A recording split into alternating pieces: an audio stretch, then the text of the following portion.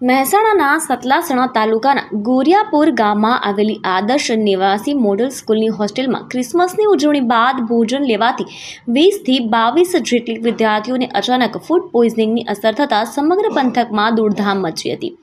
રાત્રિનું ભોજન અને ચોકલેટ લીધા બાદ વિદ્યાર્થીઓને સતત ઉધરસ, ઉલટી અને પેટમાં દુખાવાની ફરિયાદ ઉઠતા 5 એમ્બ્યુલન્સ મારફતે તાત્કાલિક વડનગરની સિવિલ હોસ્પિટલમાં સારવાર અર્થે ખસેડવામાં આવી.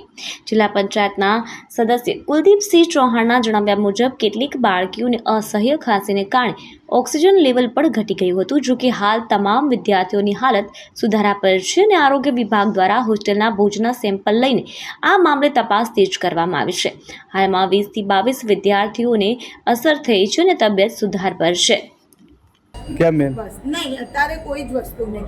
શાંતિ આપો ને એમને. તમે મદદ અમે તો મદદ કરવા આવ્યા છીએ ને. તમે રિપોર્ટ એમને બોલાવો એટલે મગજમાં ઇફેક્ટ થાય, એકબીજાને જોઈને એમને એવું થાય. અને વાલી મેં એમની વાલીને પૂછ્યું, બેન તમને પૂછ્યું કે નહીં?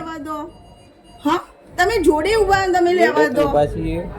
આ વસ્તુ ખોટી છે. તમને જો વસ્તુ તો કોઈ ખોટી નહીં. પછી લો. જે બનાવ બન્યો છે એ તો ઇમરજન્સી વોર્ડમાંથી બહાર લઈ જાય. આ ઇમરજન્સી નથી બેટા, ટ્રોમા સેન્ટર છે.